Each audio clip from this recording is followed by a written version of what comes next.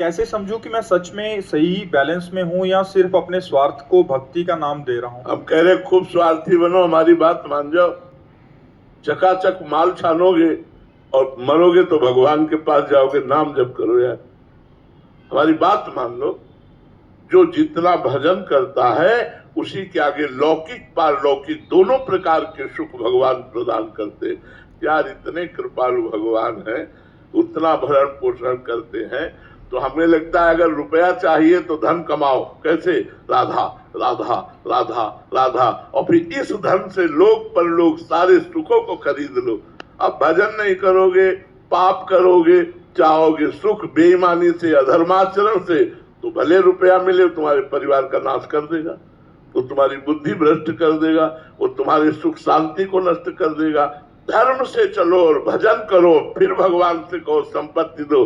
तो ध्रुव को अटल पदवी दी भगवान ने, प्रहलाद जी को एक कल्प का राज्य दिया, विभीषण को एक कल्प का राज्य दिया। जो चाहो मेरे भगवान से प्राप्त कर लो, पर भैया भजन करना पड़ेगा। अब पियो शराब, पराई बहन बेटियों की तरफ गंदी दृष्टि रखो, मुर्गा मछली खाओ, तो पूर्व जन्म के फलस्वरूप भले करोड़पति बन जाओ, लेकिन अब की नरक जाना पड़ेगा जैसे आचरण कर रहे हो। और अगले जन्म तुम भी सुअर कुत्ता गधा मुर्गा बनोगे और ऐसे काट के खाए जाओगे। अवश्य में भोक्तव्यम कृतम कर्म शुभाशुभम, शुभ अशुभ कर्म का फल अवश्य भोगना पड़ेगा। इसलिए प्यारे, यदि इस लोक और परलोक में चकाचक आनंद लेना चाहते हो हमारी ब्रज भाषा में, तो नंद नंदन को भजो, किशोरी जी को भजो, राम भजो, हरि भजो, तुम्हारा मंगल हो जाएगा। देख लो मंगल हो जाएगा। भजन करोगे तो तुम्हें सब कुछ प्राप्त हो जाएगा। भजन नहीं करोगे, पाप कर्म करोगे और फिर भगवान को कोसोगे, ऐसे नहीं होता। खूब नाम जप करो, जो चाहो प्राप्त कर लो। खुला खुला खुला हम आपको ऐलान कर रहे हैं, जो चाहो प्राप्त कर लो। भगवान का केवल भजन करो, ई पर लोग सकल सुख पावत मेरी सो भैया कृष्ण गुण संचु। जो भगवान श्री कृष्ण के गुणों का गायन करता है, कृष्ण कृष्ण नाम जप करता है, वो इस लोक और परलोक के सारे सुखों को प्राप्त हो जाता है। महाराज जी, कोई कह सकता है कि आप तो बाबा जी हैं, आप तो पूरा दिन भजन के लिए आपको समय, हमारे तो परिवार है, दायित्व है, जिम्मेदारियां हैं। अच्छा हमें ये बताओ, राधा राधा कहने के लिए आपको क्या परेशानी है? हम झाड़ू लगा रहे तो राधा राधा कह रहे हैं, हम फावड़ा चला रहे तो राधा। जब युद्ध हो सकता है नाम जप करते हुए, भगवान ने अर्जुन जी को आदेश किया, माम स्मर युद्ध च, मेरा स्मरण करते हुए युद्ध करो। तो क्या आप हर समय काम में फंसे रहते हो? हमने एक दिन आकलन लगाया था कि 24 घंटे में हम 12 घंटे आपको काम के लिए देते हैं। 12 घंटे काम करो। मान लो 12 घंटे में आपने बिल्कुल भजन नहीं किया, चलो 6 घंटे सो जाओ। कितने बचे? 12 6 18। 2 घंटे तुम्हारे भोजन के लिए दे दिए, 18 2 1 घंटे मनोरंजन के लिए दे दिए, 21 3 घंटे बचते हैं। ये 3 घंटे कहां ले जाओगे? अगर 3 घंटे बैठकर भजन को, तो त्रिलोकीनाथ को बस भी कर लोगे यार।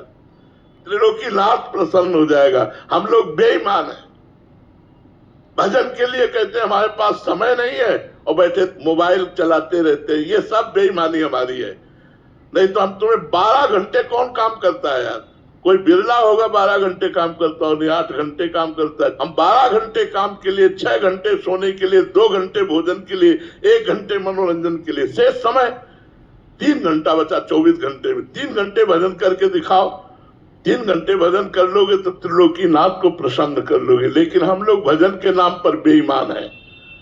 और सही पूछो तो तुम्हें जितना काम नहीं उतना हमें काम है। हमारी ड्यूटी बहुत सख्त ड्यूटी है। हम जीवन में कभी अपने नियम को नहीं तोड़ने की कोशिश की। अगर हमें 5 बजे हाजिर होना है, अगर हम चल नहीं पा रहे तो मुझे जैसे बने वैसे 5 बजे वहां उपस्थित करो, ऐसा नियम रखा है। हठी स्वभाव रखा है। हिम्मत नहीं पड़ रही, शरीर पीड़ा दे रहा, फिर भी उठो, स्नान करो, चलो अपनी दिनचर्या में चलो। तो देखो, जिसने किया वही पाया। आलसी और प्रमादी और बेईमानी कभी उन्नति को प्राप्त नहीं होता।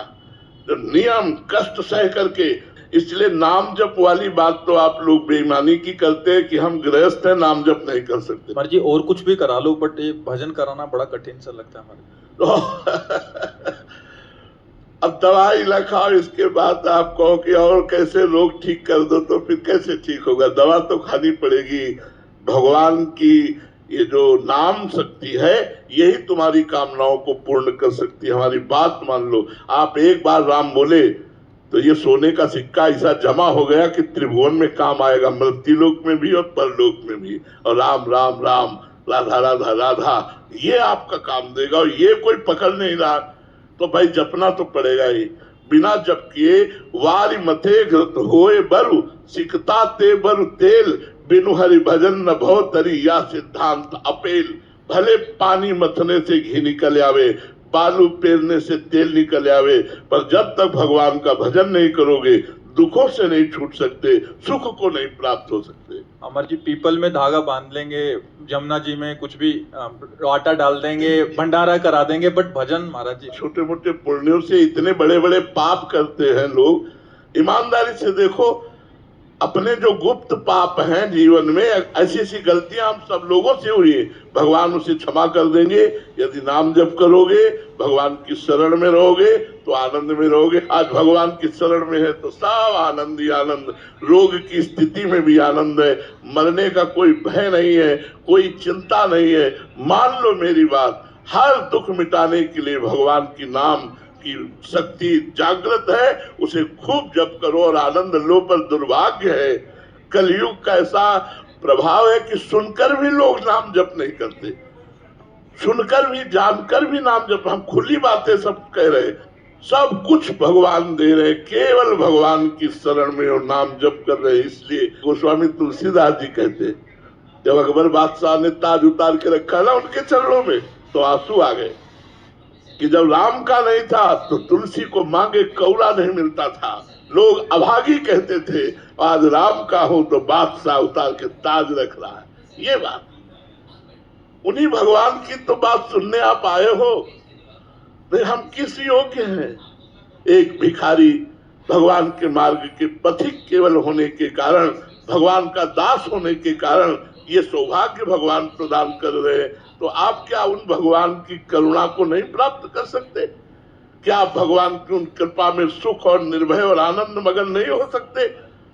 इससे बड़ा और क्या सुख होगा? लौकिक पारलौकिक हर सुख भगवान प्रदान कर देने वाले हैं। इसलिए हमारी प्रार्थना है, तुम्हें जो चाहिए भगवान से मांगो, और वो तभी पूर्ण होगी तुम नाम जप करोगे।